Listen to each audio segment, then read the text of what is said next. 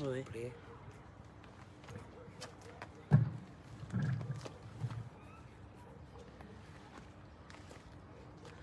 Allez, vous pouvez commencer si vous voulez.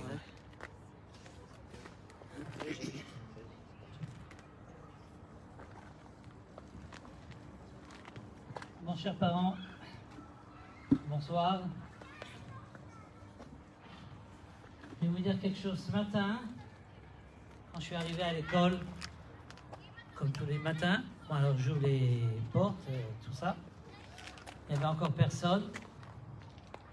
Tout à coup, il y a un monsieur qui me crie d'ici, « Eh oh !» Bon, à l'israélienne, je ne vais pas vous dire comment. « Eh oh, comment on entre ici ?» Alors, je lui dis, « C'est à quoi, mais qui vous êtes? C'est à quoi qui on est ?»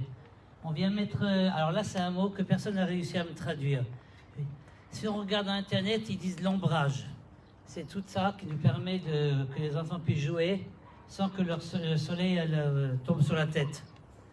Ça va être énorme, vous voyez tout ça ce matin. Alors j'ai dit, mais vous venez... Ah très bien, vous rentrez ici. Bon, il commence à rentrer avec une grue et tout. Je lui ai dit, mais écoutez un instant. Et les enfants, moi j'ai les enfants ici. Hein. Comment je fais? Ils peuvent sortir? Ah, il m'a presque fait comme ça. Heureusement qu'il était quand même poli. Il dit, mais ça va pas, c'est des trous énormes. C'est très dangereux. Je me suis dit, mais ça va pas, comment je vais faire les enfants? Mais non, mais ils m'embêtent. Et après je me suis dit, écoute, ce que tu es en train de faire là, je me suis dit, ça s'appelle en un mot en français de l'ingratitude. On vient, on t'installe quelque chose qui est indispensable pour les enfants et toi tu es en train de penser pour ton propre bien, comment tu vas faire avec les enfants, la récréation et tout. C'est ce qu'on appelle de l'ingratitude. Pourquoi je vous raconte ça? Parce qu'après je me suis dit, maintenant à l'approche de Kippour, on va demander à Hachem pardon, évidemment. Mais pour pouvoir demander à Hachem pardon, il faut faire quelque chose d'abord. On dit, vous savez, dans la Hamida, qu'on dit 3 fois par jour, la dernière partie de la Hamida, ce qu'on appelle ça les Odaot, c'est le remerciement. Moudim, Anachnoula, on te remercie Hachem, Alidifleotecha sur tes merveilles, Nisecha, tes miracles, Tovotecha, tes bontés. On remercie Hachem pour tout. Moi, en ce moment, dans la Hamida, tous les jours, je pense à Orot Israël. Je ne sais pas si c'est très bien, mais je pense à Orot Israël pour remercier Hachem pour tout ce qu'on voit ici, chaque jour. Et si vraiment, de bon cœur, on remercie Hachem pour tout ce qu'on a, alors Hachem me dit à Yom Kippour, on voit comment tu sais remercier, je suis prêt à te pardonner. Alors j'en profite également pour remercier Rav Yitzhak Cohen. Dès qu'on fait appel à lui, présent, et là il va, comme toujours, on va se régaler avec son chiour qu'il nous va faire ce soir. Bravo. Daraba. Est-ce qu'il fonctionne celui-là? Je ne sais pas. Allô, je lâche. On va prendre celui-là. Bon, d'abord, bonsoir, mesdames et messieurs. On se trouve ici dans les nouveaux locaux de l'école Orot Israël à Natania.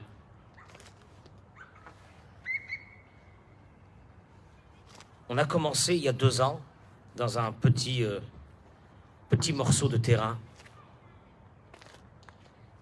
L'année d'après, on a ouvert une 2e classe, Kita Aleph, Kita Bet. Et là, on a ouvert Kita Gimel. Je voudrais d'abord rendre un vibrant hommage au Rav Nehman. Il est caché là-bas. C'est Rav Nehman qui a fait cette école. C'est pas nous, hein.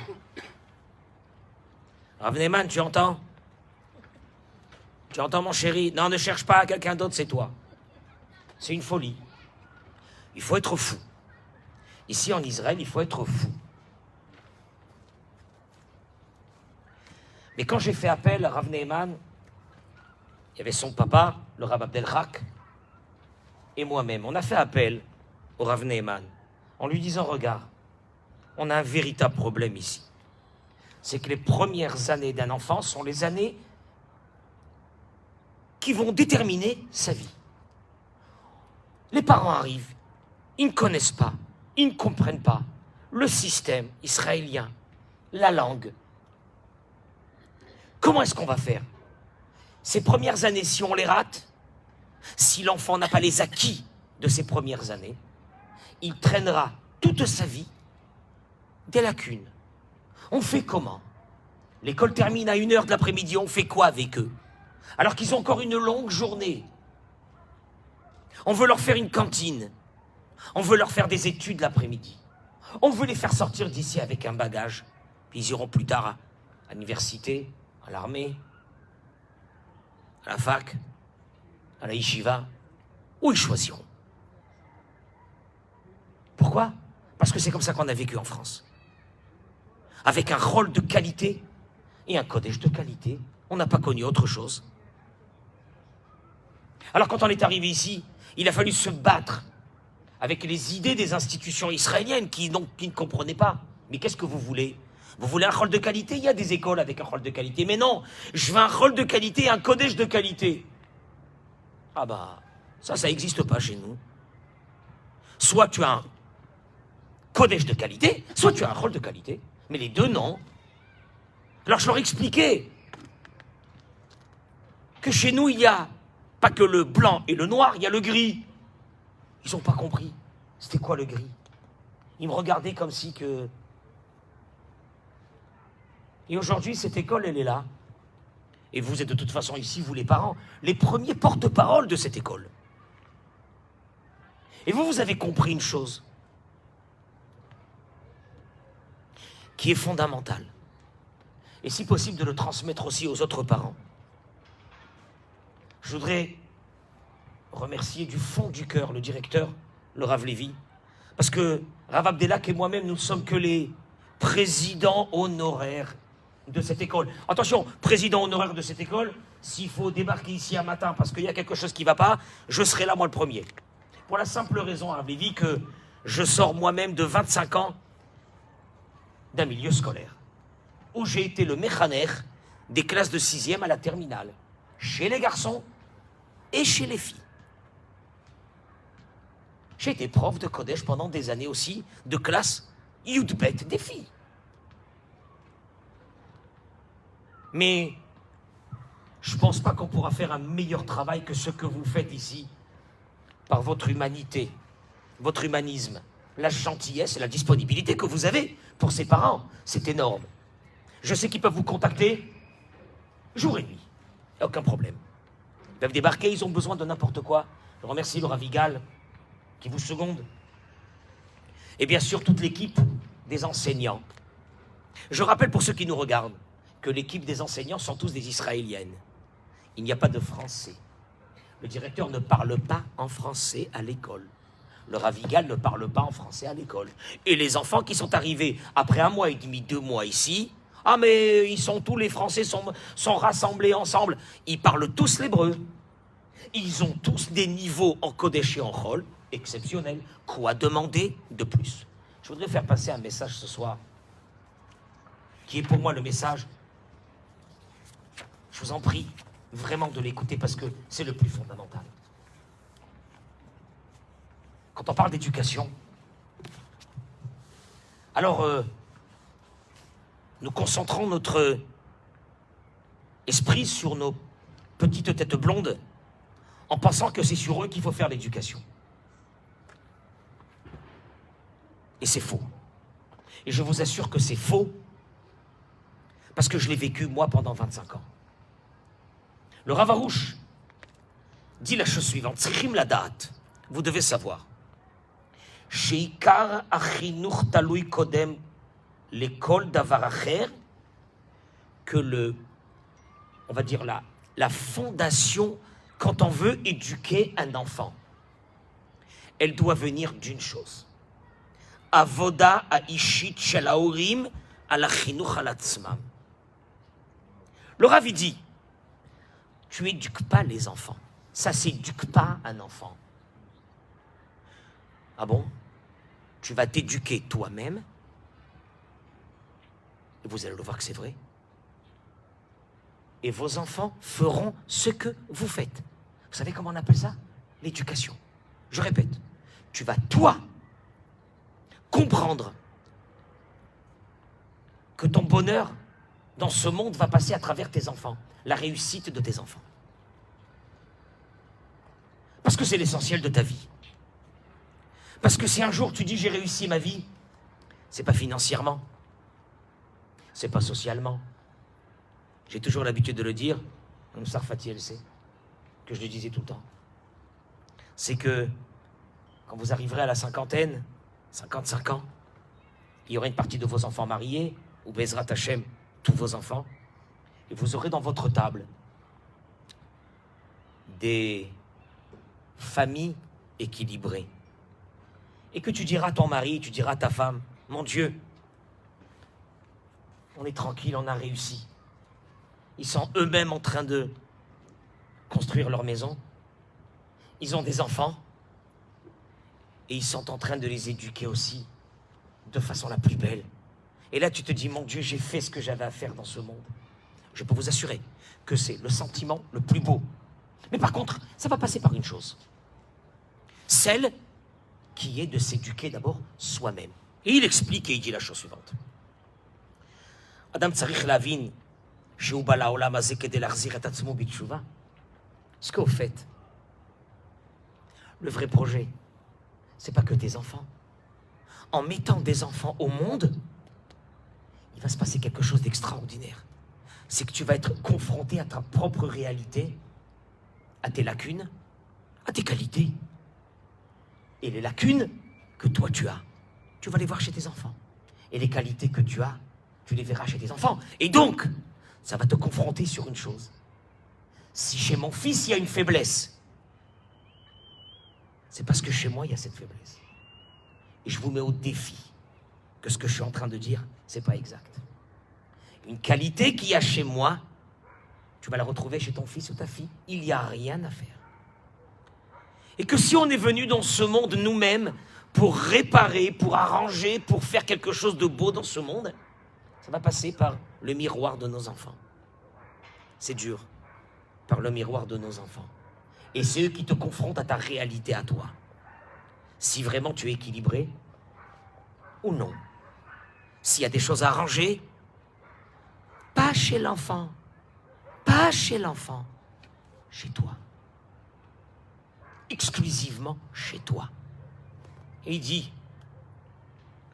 chez Kolorit Tzachlavin Etev, c'est la base. Des bases de l'éducation que tout parent doit savoir. Chinuch Zenetina. Éducation égale un mot, donner.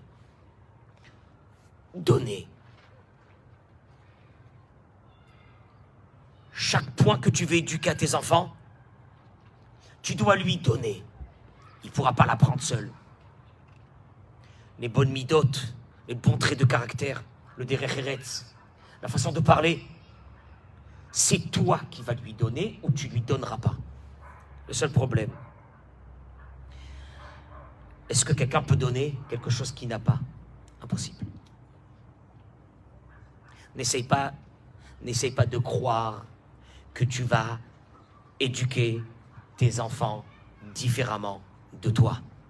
Parce que l'éducation, c'est donner. Et tu ne pourras donner que ce que tu as. Car quelqu'un qui n'a pas quelque chose, il ne peut pas le donner à un autre. C'est impossible.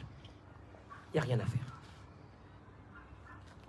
Ce que toi, tu auras acquis dans ta vie, ce que tu seras battu. Parce que maintenant que tu as mis des enfants dans ce monde, tu prends conscience que ce n'est pas simplement des petits mômes qui sont là. C'est ta réussite à toi, d'aujourd'hui et du futur. Alors tu prends conscience. Alors tu commences à te dire, mince, il faut que j'arrange telle et telle chose chez moi parce que ça ne va pas. Parce que si je ne l'arrange pas, ça va se retrouver chez mes enfants. Et ça va être une catastrophe. Parce que comment je vais faire 6 mois, 50 ans, j'ai mes enfants qui sont, eux, dans des problèmes terribles de couple, parce qu'ils ne sont pas équilibrés. Je vais faire comment, moi? Je vais terminer ma vie à pleurer. C'est ça, ma vie dans ce monde? Je ne veux pas. Donc je vais changer. Et comme je vais changer tout de suite, tu prends ta femme, tu prends ton mari, il faut qu'on change. Il faut qu'on change, c'est chaud. Il faut qu'on change ça parce que ça ne va pas chez le petit. Ah ben si ça ne va pas chez le petit, il faut aller attaquer le petit.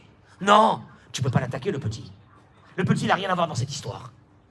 Parce que le petit, tu ne peux en faire de lui et lui donner que ce que tu as. Ce que tu n'as pas, tu ne pourras pas lui donner.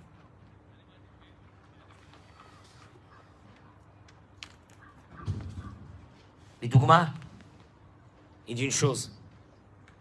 Quelqu'un qui a la joie, il donnera à ses enfants la joie. Quelqu'un qui est triste, il aura des enfants tristes. Quelqu'un qui aime chaîne neuf, eh ben, qu'est-ce que tu veux? Vous savez comment c'est dur de vivre avec des gens qui sont tristes? Parce que la plus belle chose de la vie, c'est d'être dans la joie tout le temps. Mais un enfant, quand il grandit, il ne peut pas être joyeux s'il n'a pas aussi cette joie chez lui à la maison. Tu comprends? Si chez lui à la maison le matin, c'est... Qu'est-ce que tu veux? Alors ben lui, chez lui, pour lui, les matins, ça sera... Eh ben, il te dira, monsieur le rabbin, je ne suis pas du matin. Moi, j'ai des gens à la synagogue. Ils me disent, vous savez, monsieur le rabbin, je veux bien, vous êtes sympathique et tout, mais je ne suis pas du matin. Mais je ne lui en veux pas. S'il n'est pas du matin, c'est parce que quand il était enfant, c'était pas du matin. Je ne sais pas ce qu'il y avait à la maison. Il n'avait peut-être pas envie de se réveiller. Eh ben, on grandira un adulte qui n'est pas du matin. Tu comprends? Tu comprends que tu pourras donner à tes enfants que ce que tu as. Rien d'autre. C'est-à-dire que ça te confronte à une vraie réalité. L'éducation, c'est pas pour les enfants. L'éducation, c'est pour les parents. Je terminerai par une chose qui ramène et dit comme ça.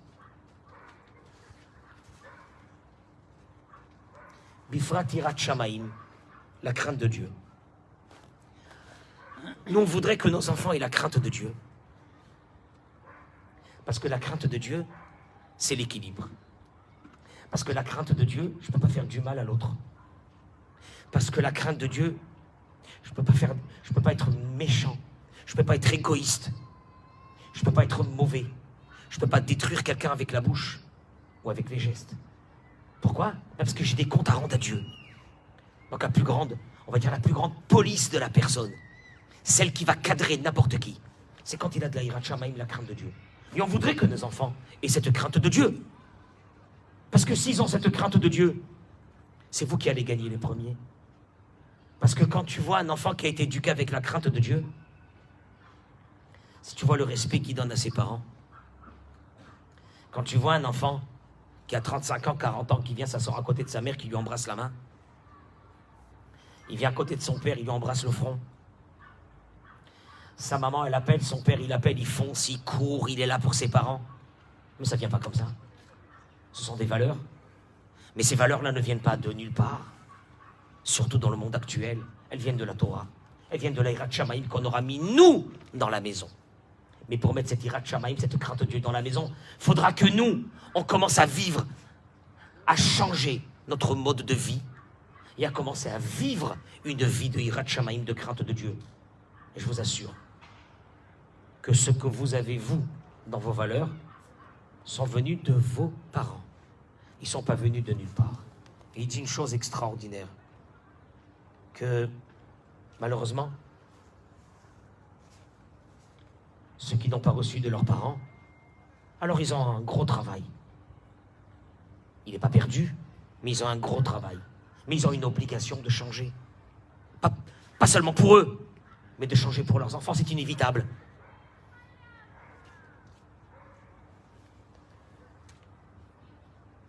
La reine, il dit le Rav, chez Baïm et Layorim, quand des parents viennent chez moi et me demandent que je bénisse leurs enfants, qu'ils aient une crainte de Dieu, qu'ils soient normaux, qu'ils soient équilibrés, Rabbeinu, faites-nous une bracha. Qu'est-ce qu'il leur dit le Rav? Ani mevarech otam, je bénis les parents. Que Dieu vous donne l'éducation à vous, pas aux enfants. Parce que si vous commencez à vous éduquer, il n'y a pas plus belle confrontation à sa propre réalité que les enfants. Ce n'est pas une punition, c'est la concrétisation de ce que vous devrez devenir dans votre vie, mais c'est à travers vos enfants. Moi, je peux parler personnellement et vous dire une chose. Quand je vois aujourd'hui mes enfants, «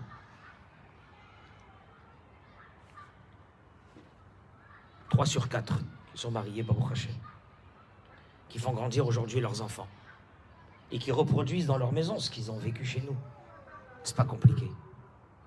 Alors J'ai des satisfactions. Mais j'ai aussi des regrets sur certaines choses que peut-être j'aurais dû faire. Attention, j'ai pas fait. Mais il n'y a rien à faire. Ça ne rate pas.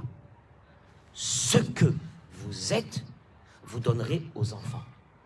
Rien d'autre. Et là, pour ce qui est de l'école, monsieur le directeur, il dit comme ça.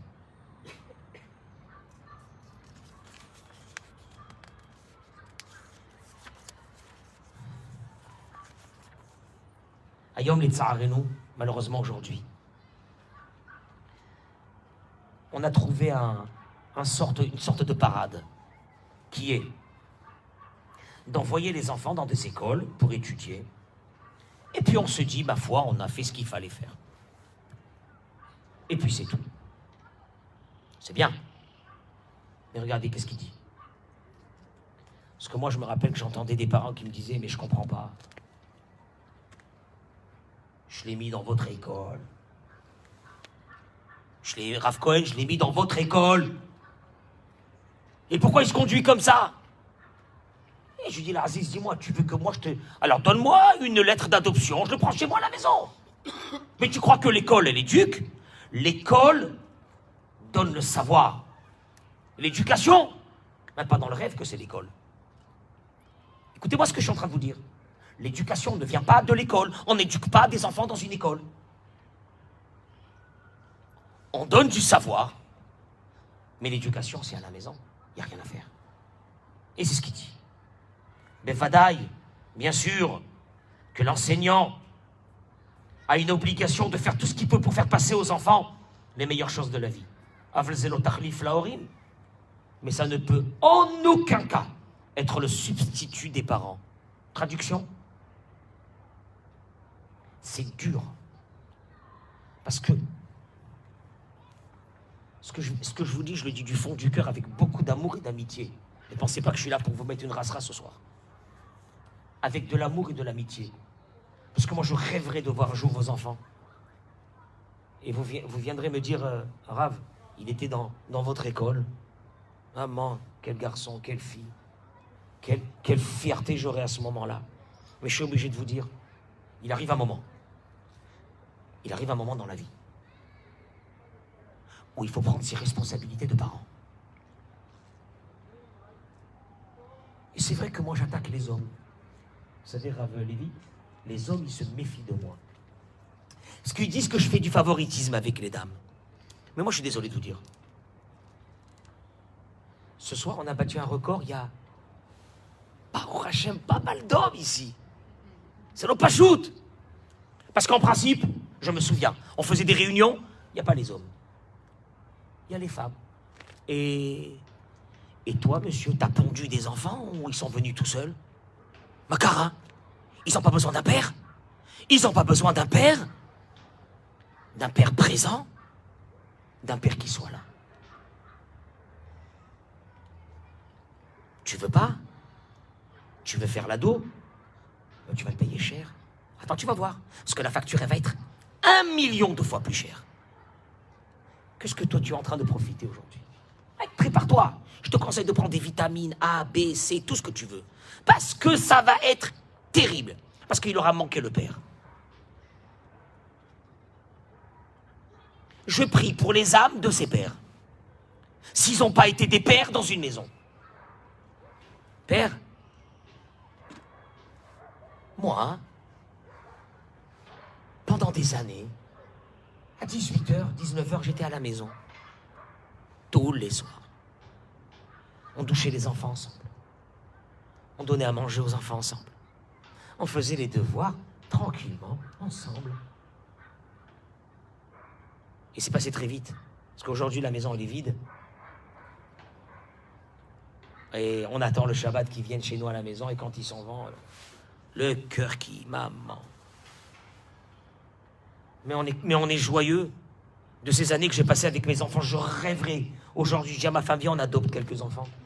Je peux plus. Ces moments-là qu'on passait avec eux. On était comme ça dans la maison. Ce cocon familial. Et pour ça, il faut prendre la responsabilité d'être parent. C'est un sacerdoce. C'est un sacerdoce. À un moment donné, tu ne peux plus être une adolescente. Ça y est. Tu sais pourquoi? Parce que sinon, tu vas le payer cher plus tard. Je ne te conseille pas d'être adolescent. Alors tu vas faire une chose, c'est que toi, tu vas tout de suite commencer à travailler plein de choses dans la maison, avec ton mari, avec ta femme. Parce qu'il n'y a que ça qui va passer à tes enfants. Une dernière chose.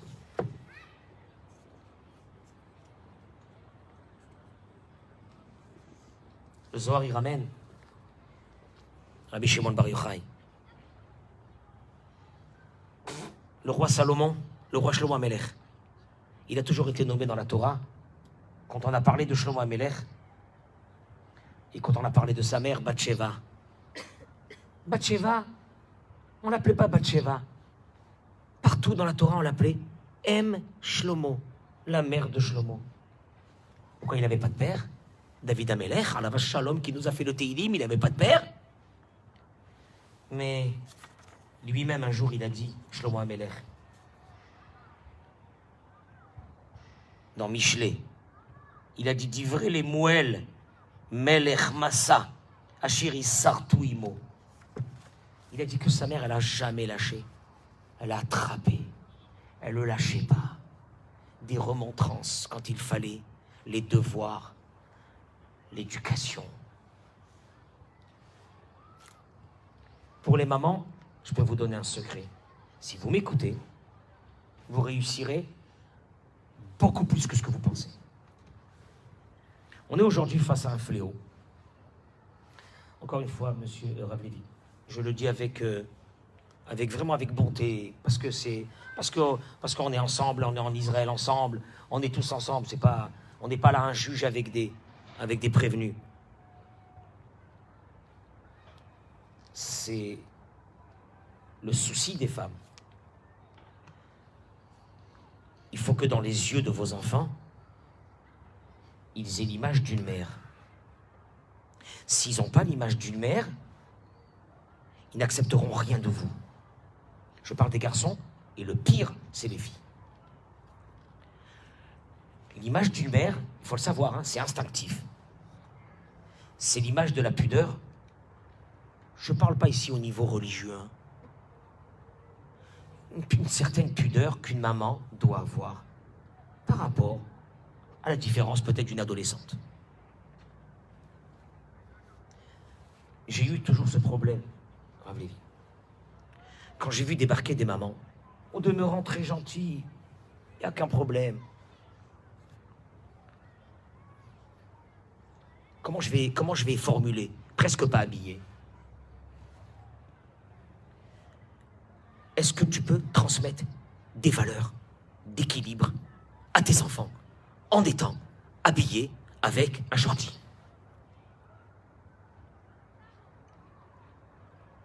Tu peux donner, ton fils, il te regarde, il est en train de regarder une mère, il est en train de regarder une adolescente. Je vous en supplie de ne pas croire que mes paroles sont excessives. Une mère, instinctivement chez un garçon, chez une fille, c'est une icône, c'est Doumout. Je vous en prie de faire passer ça à toutes les mamans de ma part. Parce que derrière cela, il est écrit dans la Gemara qu'une maman qui a je parle d'une pudeur, d'une classe. Je ne vais pas parler qu'il faut venir avec fermé jusque-là. Je ne suis pas dans ça. Je connais la réalité du monde. Je connais la réalité. Mais une pudeur. La Gemara dit, une maman qui est dans la pudeur, ses enfants sortent des tzadikim. Vous savez c'est quoi des tzadikim? Pas avec des grandes barbes. Des tzadikim, des personnes équilibrées. Des miracles. Des miracles.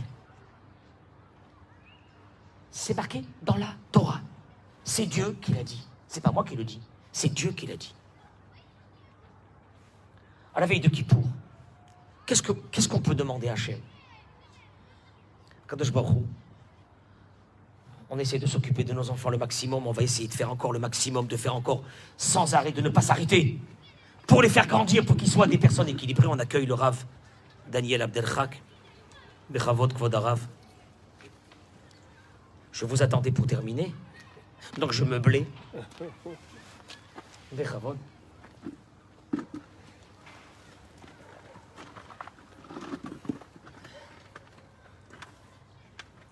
Et vous pourrez demander au moment de la Nihila, à Kadosh Baruch Hu, donne-nous la force, donne-nous la santé, donne-nous la parnassa, le shalom à la maison.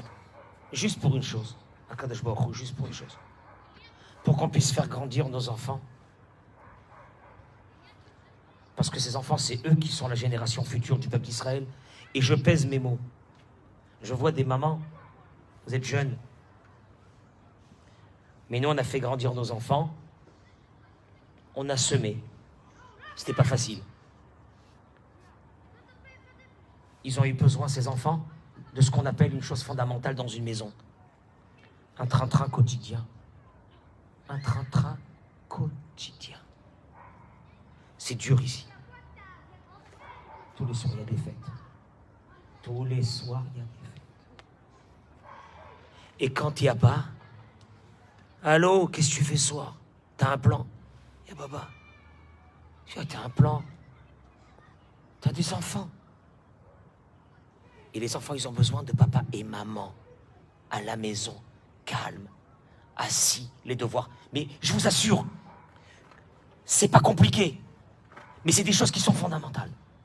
Ce train-train quotidien. La présence de papa.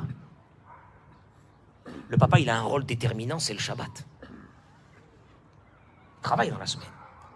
Mais c'est le Shabbat. C'est le vendredi soir. Comment il se passe? C'est le Shabbat matin. Comment ça se passe? C'est quand on rentre à la maison. Comment ça se passe? Est-ce qu'il y a des émirotes de Shabbat? Est-ce qu'il y a le Birkat Hamazon ensemble? Tous ensemble, le Birkat Hamazon. Est-ce qu'il y a une ambiance? Parce qu'on a gardé, nous, de nos parents, que des ambiances. C'est ce qui nous maintient aujourd'hui, c'est ces ambiances. C'est ces odeurs. C'est ces moments qu'on a passés dans la maison. Mais un enfant qui n'a pas cette ambiance-là, il n'aura pas sur quoi construire son propre foyer plus tard. Vous comprenez que c'est... Je ne vous ai pas parlé dans l'éducation, vous avez remarqué, je n'ai pas parlé des enfants. J'ai parlé de nous. Que de nous. Éducation égale prise de conscience urgente. Pour qu'on change, mais vous allez voir que Dieu va vous donner la possibilité de changer. Parce que sinon, c'est plus tard que ça sera très, très dur. Je ne vous le souhaite pas, amen, dans votre vie. Mais c'est très, très dur d'être confronté à des adultes déséquilibrés, vous, en étant déjà des grands-parents. Malheureusement, on ne peut pas refaire la vie. Alors nous, on a ce soir, les Hashem, Rabbi Daniel, je voudrais que on ait des moments où c'est qu'on se rencontre avec les parents un peu plus. Pour aider les parents à évoluer eux-mêmes. Parce que si les parents évolueront, les enfants évolueront de facto. C'est clair.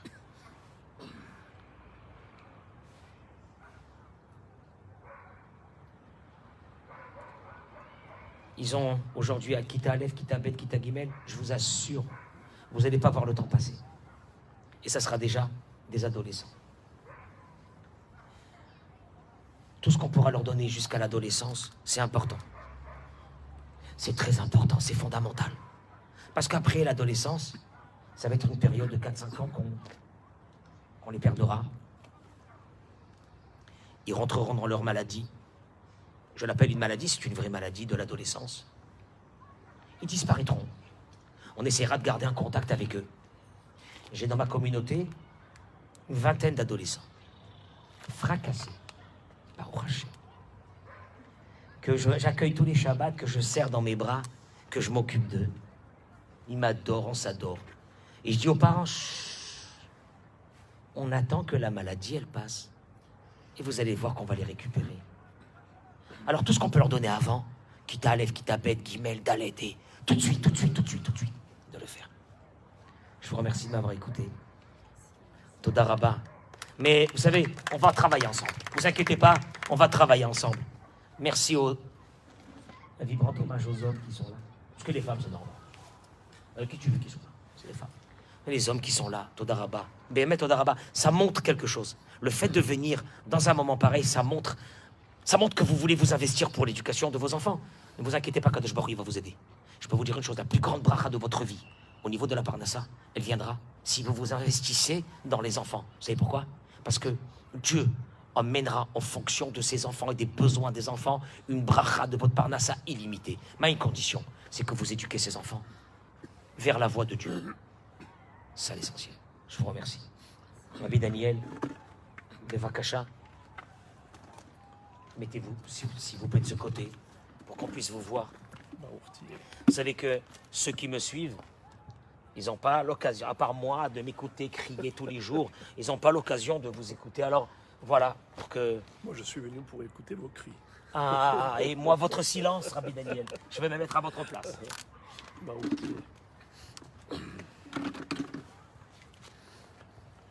Toda Rabba, Rabbi Yitzhak à Cohen, un ami comme un frère, un jumeau. Baruch Hashem, depuis l'ouverture de cette école, on œuvre la main dans la main et on est très heureux de pouvoir s'investir et se consacrer pour la communauté de Natania, qui évolue et progresse tous les jours dans le Derech HaTorah et HaMitzvot. Et pour nous, la cerise sur le gâteau, le sommet de la pyramide, c'est ce cadeau qu'Hachem nous a fait, cette école dans laquelle vous y avez inscrit vos enfants. Pour ceux qui sont là depuis le début, ont suivi les péripéties, et je pense qu'on ne peut pas qualifier cela autrement que le miracle de la génération. Pour ceux qui le savent, qu'on était censé se retrouver complètement dispersés, et aujourd'hui, Hachem nous a apporté sur un plateau en or cette école majestueuse et qui prendra de plus en plus de l'ampleur, Be'ezrat Hachem, grâce à votre volonté de voir évoluer vos enfants dans le Derech HaTorah. Je voudrais vous rappeler que nous sommes dans une période cruciale de l'année, celle des 10 jours de pénitence, à Aseret Yemei Teshuvah, entre Rosh Hashanah et Kippour. On le sait que le destin de tout un chacun et chacune est fixé en cette période. Et tout le monde est préoccupé, parce qu'on le sait, que c'est sérieux.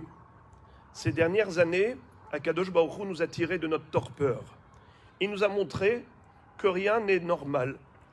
Rien ne tourne de manière classique. Combien d'imprévus, que ce soit à l'échelle individuelle, familiale, communautaire, nationale, internationale. Oh, combien de choses ont secoué le monde. Et de ce fait, plus que jamais, aujourd'hui, on en est profondément convaincu que notre destin dépend d'Akadosh Baruch Hu. Le sceau, le décret divin est scellé à Yom Kippour. Ça a démarré à Rosh Hashanah. Hamelech Hamishpat, le roi de la justice. Alors comment obtenir un bon jugement? Comment s'assurer une bonne plaidoirie? Les Chachamim ont résumé cela en 3 mots. Utshuva, Utfila, Utsedaka, Ma'avirin et Droa Gezera. La prière, la charité et le repentir, c'est ce qui peut annuler tous les mauvais décrets. La tzedaka, en effet, tzedaka tatsil mimavet. La tzedaka sauve de la mort, inutile de développer là-dessus. Mais on va parler un peu de teshuva et surtout de tefila. À propos de la teshuva, les Chachamim nous enseignent que le premier homme, Adam Arishon, a croisé son fils, Caïn, Caïn, qui avait tué son frère Hevel, Abel. Il a commis le premier crime de l'humanité. Et il lui a dit, mais comment tu t'en es sorti? Moi, je n'ai fait que manger un fruit interdit. Akadosh Baruch Hu a décrété de me retirer la vie. Et il m'a viré immédiatement du Gan Eden. Mais toi, tu circules encore librement. Comment ça se fait? Il lui a dit, j'ai dit 3 mots à Dieu. Je me suis arrangé avec lui. Gadol Avoni Minesso. Ma faute est trop grave pour pouvoir la supporter. Faute avouée, à moitié pardonnée. C'est pour cela que Adam Arishon va composer le psaume Mizmor Shir Leyom HaShabbat. Tov Leodot Lachem. Il va composer un psaume pour chanter une louange à Dieu d'avoir créé le Shabbat. Et en disant, il est bon d'avouer devant Dieu ses fautes. Tov lehodot l'Hachem. Lehodot, ça veut dire reconnaître. La reconnaissance, ça peut se traduire par un remerciement, mais il y a également la reconnaissance de dette. Reconnaître sa faute, ses dettes. Eh bien, Tov lehodot l'Hachem. Caïn a reconnu son erreur. Hachem lui a accordé une survie de 7 générations supplémentaires. Il a été finalement lui-même tué par son arrière-arrière-petit-fils, qui se nommait Lémer, le père de Tubal Caïn. Mais ce qui est très étonnant, c'est qu'au lieu de faire l'éloge de la Teshuvah, qu'est-ce que fait Adam Arishon? Il chante une louange à Dieu pour le Shabbat. Mizmor Shir Leyom HaShabbat. Il fallait dire Mizmor Shir la Teshuvah. Pourquoi il parle du Shabbat? On retrouve également dans la Gemara que celui qui est Shomer Shabbat, qui observe le Shabbat, même si il avait commis la faute de l'idolâtrie, eh bien, Akadosh Baruch Hu lui pardonnerait grâce au Shabbat. Kol HaMeshamer et HaShabbat, Afilu Oved Avodah Zara Kedor Enosh, Mohalin Lo. Et les commentateurs sont très étonnés. Pourquoi? Parce que de deux choses l'une, soit cet homme a fait Teshuvah, donc Dieu lui accorde le pardon, comme toute personne qui se repent, et si cette personne ne s'est pas repentie, pourquoi Dieu va lui pardonner? Parce qu'il est Shomer Shabbat, mais il commet la faute de l'idolâtrie. Incompréhensible. On retrouve également ce lien étroit entre Shabbat et Teshuvah. Moshe Rabbeinu, lorsqu'il est monté au ciel pour recevoir la Torah, nos maîtres nous racontent qu'il a vu des myriades d'anges en train de lire un Sefer Torah. Ils ont lu le passage relatif à la création du monde, du premier jour. Vayi Erev, Vayi Boker, Yom Ehad. Après avoir fermé le livre, le rouleau de la Torah, ils se mettent à faire l'éloge du Ham Israël, en disant à Dieu, tu as créé un peuple extraordinaire. Il gravit un ciel de plus, ils voient la même chose. Ils ont lu le passage du deuxième jour, la création du second jour, ils s'arrêtent, ils ferment le livre et ils font l'éloge de la Torah. Troisième ciel, ils voient la même chose. Après avoir lu la création du troisième jour, ils font l'éloge du Gan Eden. Après quatrième ciel, ils ont lu ce qu'ils ont lu et ils parlent maintenant de la gravité du Gehinam.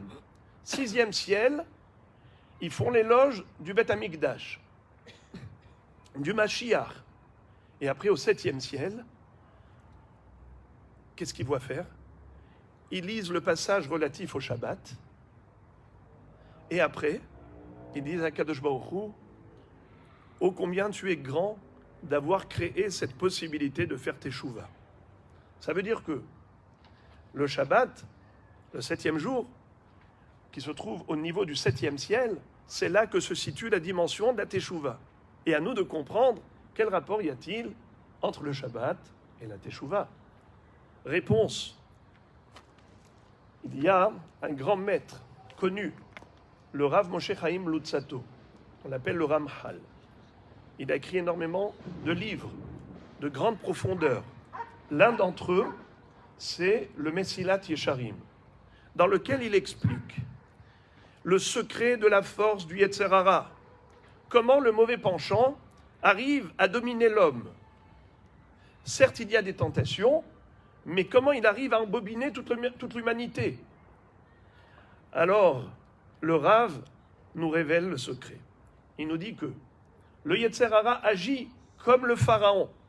Lorsque Moshe Rabbeinu a demandé la liberté du peuple juif, il lui a demandé libération. Que répond Paro? Si vous pensez aux vacances, c'est que vous ne travaillez pas assez. Eh bien, je vais alourdir l'esclavage. Si, jusqu'à présent, vous fournissez la matière première, désormais, à vous d'aller chercher la paille pour fabriquer les briques, pour mélanger au mortier. Je ne vous laisserai plus le temps de réfléchir et de penser à la liberté. Le Yetzer Hara, c'est exactement ce qu'il fait. il ne nous laisse jamais le temps de réfléchir. Il nous occupe, il nous préoccupe. Et quand on a un peu de temps disponible, alors à ce moment-là, on a l'inondation des WhatsApp, des Facebook, des TikTok, des TokTok, et c'est comme ça qu'on n'a pas une seconde pour nous, pour réfléchir au vrai, au juste, au bon, au durable, à l'éternité. C'est comme ça que la personne, quand elle se réveille, c'est peut-être un peu tard. Elle n'a plus le courage de se rattraper, de s'auto-corriger. C'est pour cela que le Shabbat est un cadeau incommensurable. Car le Shabbat, on éteint les écrans, on garde les téléphones, on n'a pas le droit à l'activité professionnelle. On n'a qu'une seule chose à faire, c'est de se consacrer enfin un jour pour Hachem, un jour de prière, un jour d'étude, un jour de Kedusha, un jour de chant, un jour merveilleux, un jour hors norme. C'est le jour qui est en quelque sorte une récréation. En plein milieu de la course du temps, on appuie sur le frein, on s'arrête un instant et enfin, on peut réfléchir aux choses essentielles, le sens de l'existence sur Terre. Le Gaon de Vilna nous dit que la Gemara, quand elle nous a dit que quelqu'un qui a passé 7 jours sans rêver est considéré quelqu'un de négatif. C'est incompréhensible, ce passage. Est-ce qu'on est obligé de rêver? Comme ça nous dit la Gemara en hébreu. Halan shiv'a yamim belo halom nikra ra shene'emar vesaveya yalin bali paked ra al tikre vesaveya ela vesheva. Mais ça veut dire quoi ça? Pourquoi est-ce que l'absence du rêve est une référence de négativité? La réponse, dit-il, la vie passe comme un rêve. Des personnes conscientes et consciencieuses en déduisent qu'il faut profiter du temps. Chaque seconde peut se transformer en une source de vie éternelle. Faire encore du bien, penser bien, parler bien, agir positivement, agir dans le sens de la volonté divine. Dieu a implanté en nous la vie éternelle. Nous semons les graines ici, des fruits que nous pourrons ensuite récolter pour jouir de notre labeur dans ce bas monde. Le temps passe très vite, beaucoup plus que ce qu'on s'imagine. Regardez, on était des petits gamins, gamines de 10 ans, des jeunes adolescents de 15 ans, et puis après on est 20-30 ans, on a 40 ans, et on prend de l'âge, et ça passe très vite. Si on prend conscience de l'éphémérité du temps, de ce caractère provisoire du séjour terrestre, qu'en effet tout passe comme un rêve, les heureux événements comme les moins heureux, alors à partir de ce moment-là, on se dit « Chaval al-Azman ». Quel est le mot le plus utilisé en Israël dans l'expression israélienne? « Chaval al-Azman ». Dommage pour le temps perdu. Mais chacun a sa conception. Qu'est-ce qui s'appelle le temps perdu? Qu'est-ce qu'est la bonne exploitation du temps? Chez nous, juifs, on sait que ce monde n'est que préparatoire. Et on est là pour cumuler des mérites. Torah et mitzvot. Mais quand est-ce que tu y penses? En semaine, a-t-on le temps de penser aux choses vraies? Non. Le Yetzer Hara nous occupe la tête, nous envahit le cœur et il nous passionne avec tant de choses qui se déroulent et défilent sous nos yeux. Mais le Shabbat, stop tout. Shabbat, c'est le jour de la réflexion. Un juif, une juive qui réfléchit dans le bon, dans le juste, eh bien, a toutes les chances de faire basculer sa vie d'une extrême à l'autre.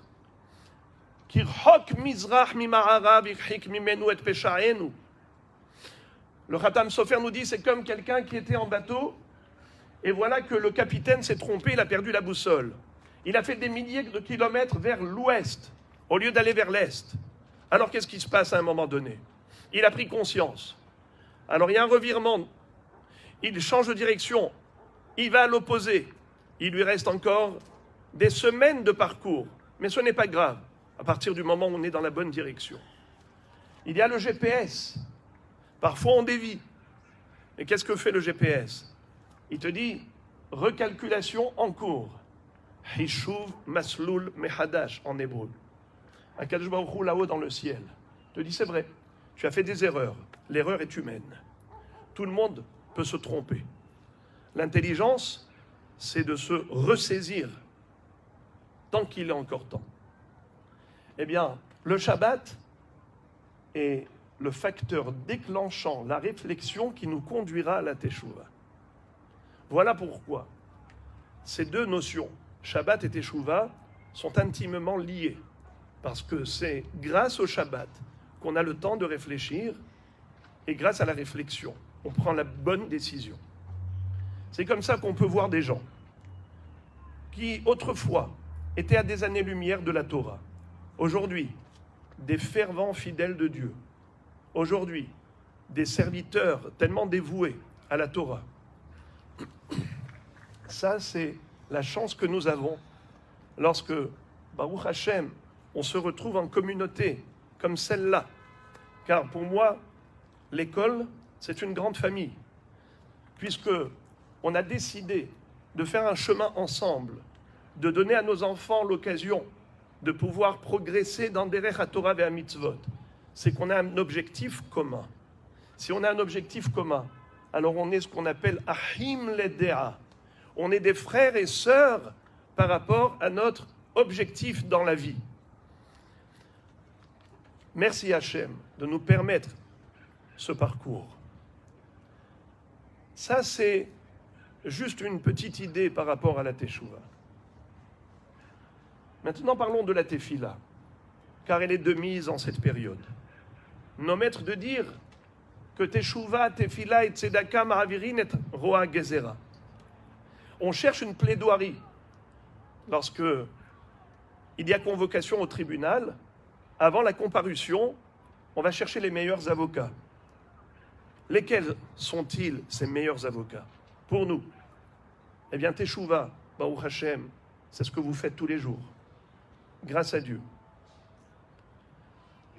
Tzedaka, je n'en doute pas, mais Tefila, la prière, l'arme d'Israël.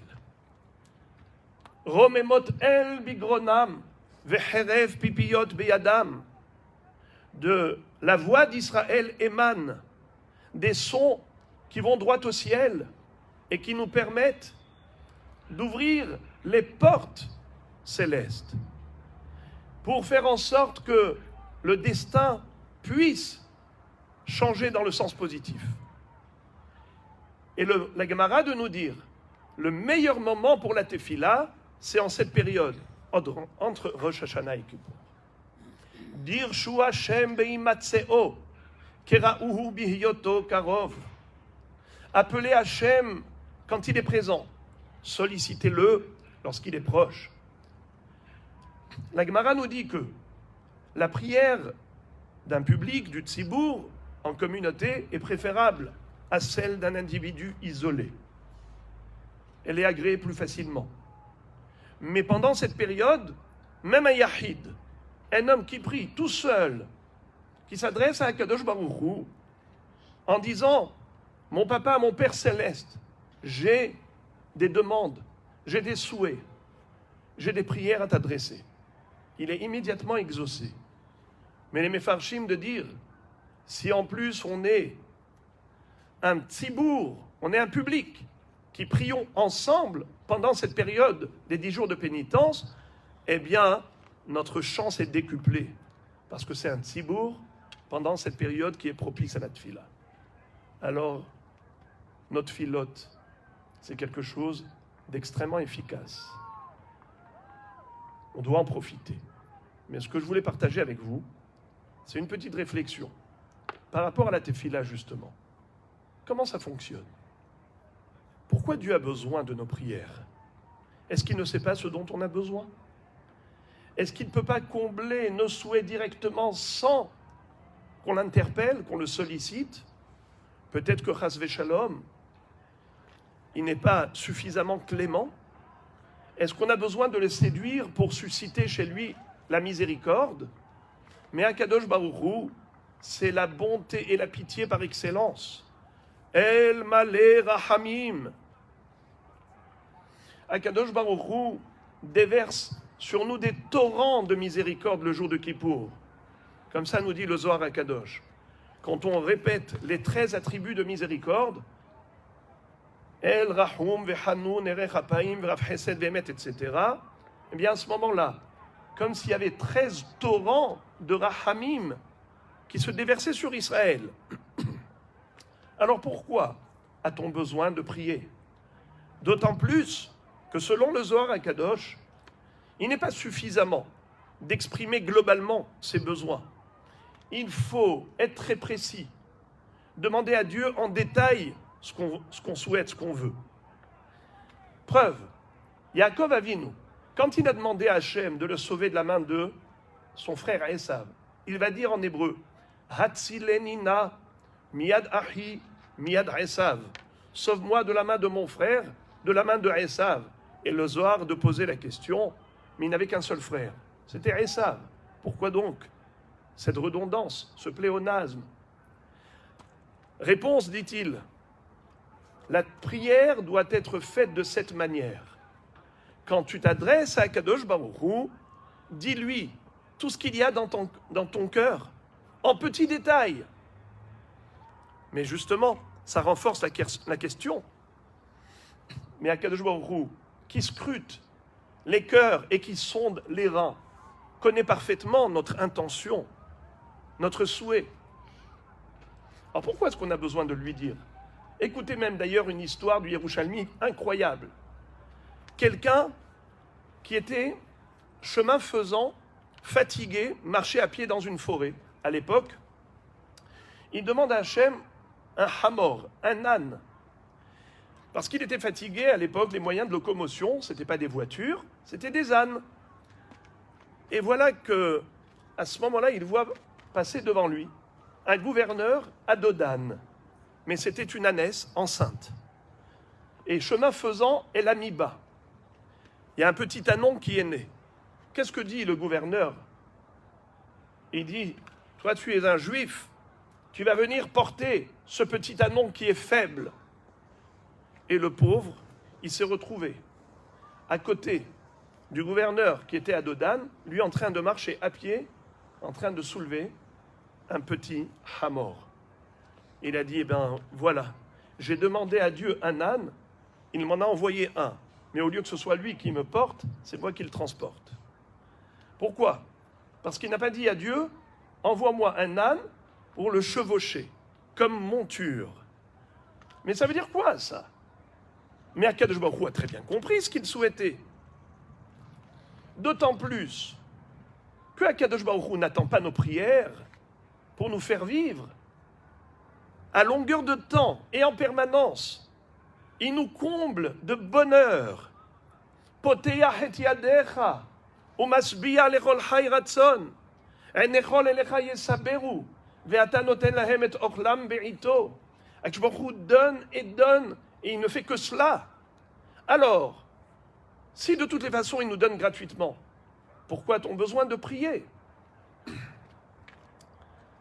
Même des miracles, Hachem réalise à notre insu, sans même qu'on lui demande. Le Midrash raconte qu'il y avait quelqu'un qui était dans son lit, et sous son lit, c'est-à-dire dans le mur, il y avait un trou. C'était une tanière de serpent. Durant la nuit, le serpent est sorti de son trou, et il a failli piquer les pieds qui étaient à l'extérieur du lit de ce bonhomme. Inconsciemment, dans son profond sommeil, eh bien, il se retourne. Le grincement des barreaux a fait fuir le serpent, qui est retourné rapidement dans sa tanière. Lendemain matin, cet homme va dire « Modéani lefanecha » merci Hachem de m'avoir rendu l'âme, la vie.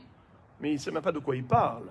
« En baralanes makir beniso » le bénéficiaire du miracle n'en est même pas conscient. Donc tu vois que même des miracles, Akadosh Baruch Hu peut les réaliser sans même le solliciter. Alors pourquoi la prière, quel est le bien fondé de cette démarche? Et de manière générale, quand un Kadosh Baruch Hu, Chas v'Shalom, a décrété sur quelqu'un quelque chose de négatif, grâce à la prière, on peut passer l'éponge sur ce décret, l'annuler, ce mauvais décret.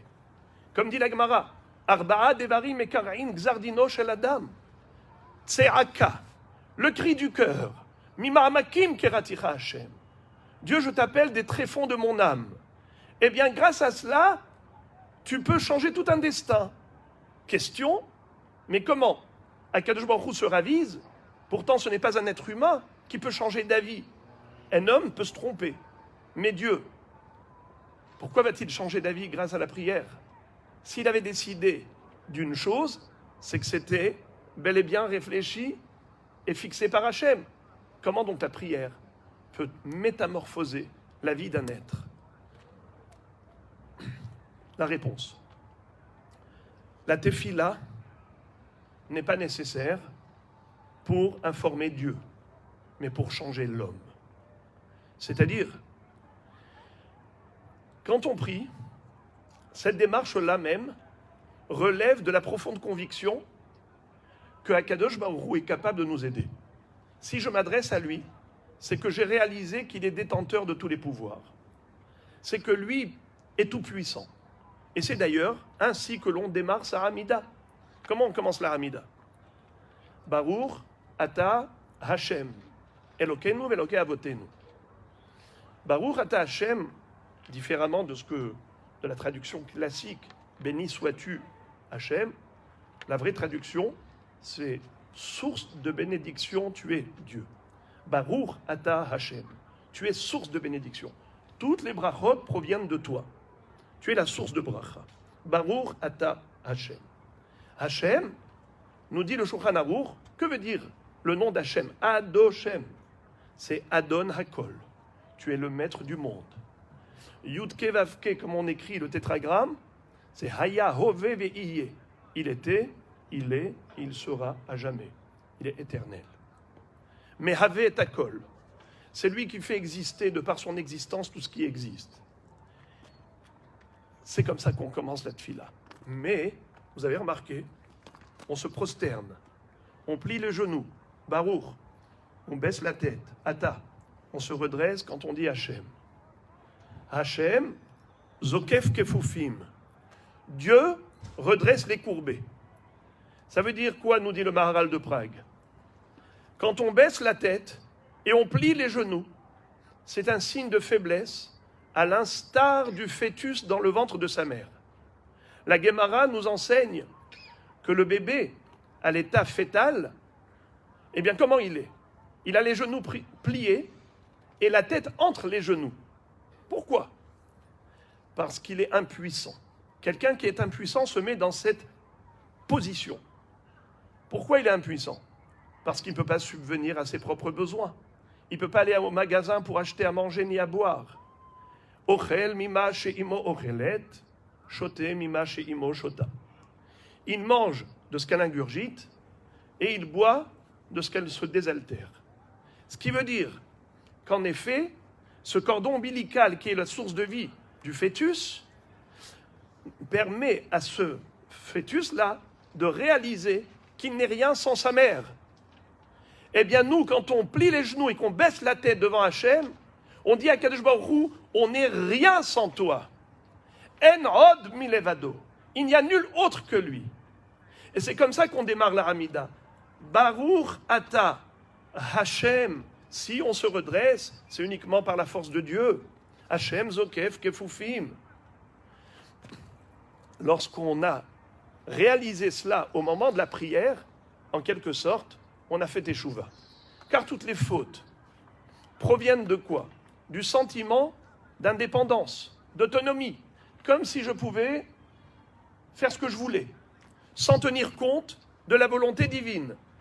Je fais ce que je veux, je suis indépendant de Dieu, je peux me débrouiller sans lui.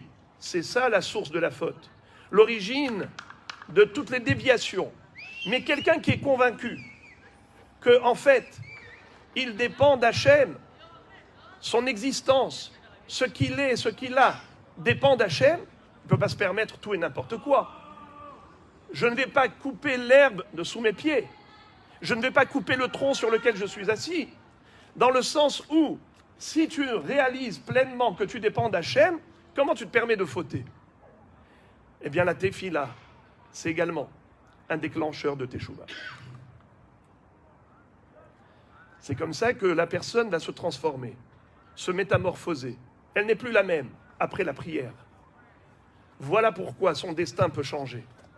Car Monsieur X ou Madame X était condamnable, mais cette personne, c'est Monsieur ou Madame Y.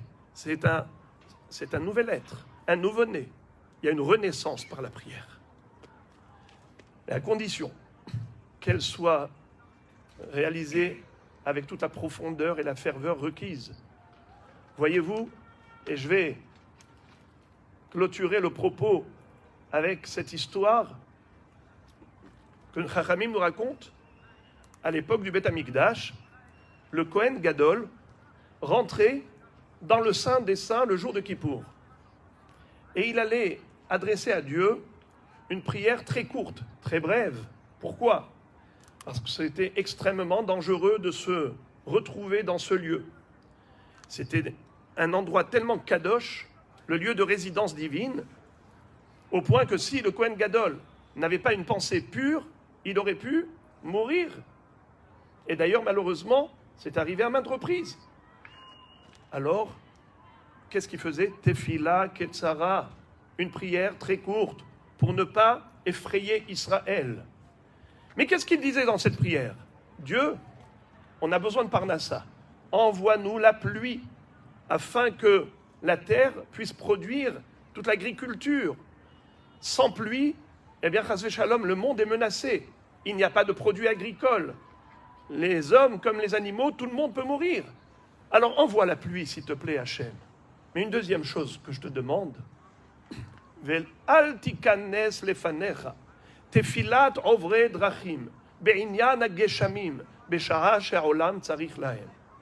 N'accepte pas la demande du voyageur qui te sollicite en disant « Hachem, la pluie qui tombe, chemin faisant, me gêne, me dérange. Arrête la pluie. » Il ne faut pas l'écouter. Car le besoin du monde est plus important, il est prioritaire. Alors, Moraï Verabotaï, comment ça? Le Kohen Gadol qui abrégeait tellement cette fille-là, il a tout de même trouvé le temps de dire « Hachem, n'écoute pas la prière du cocher qui veut empêcher la pluie, alors qu'elle est bénéfique pour le monde. » Mais c'est évident que Hachem ne va pas prendre en considération les desiderata d'un individu par rapport au besoin mondial. A-t-on besoin que l'homme le plus saint de la communauté, le jour le plus sacré de l'année, dans le lieu le plus saint du monde, ait besoin d'intervenir pour empêcher la prière de ce cocher? Réponse, oui. Cet homme qui se trouve avec ses chevaux et sa calèche en train de patauger dans la boue, et il est dans la forêt, il voit la nuit tomber, il est pris d'un tel stress qu'il dit à Kadosh Baruch Hu, si tu n'interviens pas pour arrêter cette tempête de pluie, eh bien je me trouve en danger. Il est tellement dans un pétrin qu'il sait qu'il n'y en a qu'un seul qui peut le délivrer, Dieu. Celui qui est convaincu pendant sa prière que En Od Milevado, que nul autre qu'Hachem ne peut le sauver, sa prière déchire les cieux. Comme dit le Zohar à Kadosh, Tefila le'ani ki yaratov belifne Hashem ishpor siho. La prière du pauvre mendiant, elle enveloppe quoi? Le Zohar explique que toutes nos prières, parfois, elles ne sont pas agréées auprès d'Hachem. Les anges qui examinent la qualité de la prière, la qualité de la personne, disent ah non, tu ne mérites pas que cette fille-là monte auprès du trône céleste. Elle reste bloquée devant la porte du ciel. Et on a plein de tfilotes qui sont bloquées là-haut. Arrive une prière qui enveloppe toutes les autres et qui va les présenter au devant d'Hachem. C'est qui? C'est la prière du Hani, la prière du pauvre mendiant. Tefila le Hani ki yaratov. Pourquoi?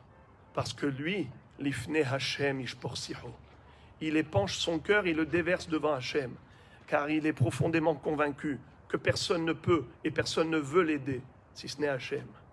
Une tfila qui provient des tréfonds de l'âme a toutes les chances d'accéder là-haut, au devant d'Hachem. Je vais terminer avec une histoire que j'ai entendue du Rav Mazouz, Rav Tzemach Mazouz Shalita. Il a raconté qu'un jour, il y avait quelqu'un qui se trouvait pris dans les embouteillages, ici en Israël. Il y avait plus d'1 kilomètre de fils de voitures bloqués, et tout le monde s'impatientait. Les gens même descendaient carrément des voitures avec la cigarette, regardaient quand est-ce que la police va libérer le passage. Finalement, il y en a un qui s'est dit, moi, au lieu de perdre mon temps et de m'énerver, il a sorti de la boîte à gants son Tehillim. Il se met à lire son Tehillim, et il lit, et il prie. Il a dit, je ne connais pas cette personne accidentée, mais ça a l'air grave. Je vois un remue-ménage, la police, les ambulances, les pompiers. Alors, Hachem, je prie au profit de ce malade. Si tu peux le guérir, je t'en supplie. Hachem, tu peux tout, sauf ce malade. Écoutez l'histoire incroyable. 6 mois plus tard, après que chacun est rentré chez lui, à un moment donné, on a libéré le passage, tout va bien. Le bonhomme qui était dans sa voiture reçoit un appel téléphonique. Quelqu'un qui frappe à la porte avec un immense bouquet de fleurs, un grand cadeau. Il lui dit, voilà, c'est pour vous. Il dit, mais pourquoi on ne se connaît ni d'Adam ni d'Ève? Il a dit, je vais vous raconter. Vous vous souvenez, il y a 6 mois, il y avait un accident. Je voudrais vous poser tout simplement une question. Quel est le livre que vous avez lu quand les voitures étaient bloquées? Ah oui, il s'est souvenu. Il a dit, oui, en effet, j'ai lu des Tehillim pour cette personne accidentée. Il lui a dit, sachez que j'étais déjà mort cliniquement, et que ma neshama, mon âme, planait au-dessus de mon corps, au-dessus de toutes ces voitures, au-dessus de la police, et je voyais tout ce qui se déroulait. J'ai vu tout le drame. Mais j'ai vu de loin une voiture de laquelle émanaient des lettres en hébreu qui montaient vers le ciel. Et ces lettres montaient là-haut. À un moment donné, il y a une voix céleste qui a retenti en disant que par le mérite de toutes ces prières qui montent au ciel, eh bien que cette âme retourne dans son corps. Et comme de loin, j'ai vu le numéro d'immatriculation, j'ai repéré la voiture de mon sauvetage. Et j'ai gardé votre numéro en tête. Et je viens maintenant pour vous remercier. Je vous dois ma vie, grâce à votre prière. Raïvé Rabotaï, à chaque fois qu'on reçoit des messages en disant « Priez pour un tel, pour une telle », ne pas ménager ses efforts. Un mismor de Tehillim, même une seule phrase, en disant « Maître du monde, aie pitié de cette personne, envoie-lui la réfoua chez Léma ». Ça peut sauver une vie, la force de la prière. En cette période où nous le savons, avec le corona, avec d'autres catastrophes que je ne voudrais pas rappeler pour ne pas déclencher de la rasra. Mais vous savez ce qui s'est passé à Méron, à Miami. Juste pour vous montrer l'instabilité de l'existence terrestre, moi j'ai eu une personne proche qui était à l'hôpital Shaare Tzedek. À l'hôpital, sans aucune raison, il y a un gouffre qui se crée, un trou béant qui s'ouvre et une dizaine de voitures qui tombent à l'intérieur. Ça s'est passé exactement il y a 3 mois. Et le NES, il n'y a pas eu une seule personne qui était dans sa voiture ou à côté. Incroyable. On marche et on ne sait pas ce qui peut se passer. De quoi sera fait le lendemain? Donc, l'intelligence, c'est d'être prévoyant. Comme dit la Gemara, la personne doit toujours prier pour rester en bonne santé, car une fois malade, c'est plus difficile. En hébreu, les olam yevakesh adam rahamim shelo yehele, she'im hala omrim lo have zchut veipater. est-ce que tu as un mérite suffisant pour guérir? Alors, mieux vaut prévenir que guérir. Voilà que Akadosh Baruch Hu exauce toutes vos prières, tous vos souhaits, les Tova et l'Ivracha, pour votre bonheur personnel, celui de vos enfants, vos familles, avec l'ensemble du Klal Israël, et surtout que Hachem agrée notre souhait âgé de millénaire d'une rédemption finale, d'une Geoula Shlema, Bimhera B'Yamenu, en cette année même, Bekarov B'Yamenu, Amen B'Amen. Toda Rabba. Chazak Baruch Toda Rabba. Je voudrais juste dédier ce cours de Torah pour un petit enfant qui va passer demain une très grave opération, qui a besoin de Rachmei Shamaim, Shemaya Shlomo Ben Johanna Yonah Chana, que on écoute Bezrat Hashem de très bonnes nouvelles. Amen. Amen Keni Ratson Toda Rabba. Chazak Baruch. Chazak Baruch. Chazak Baruch.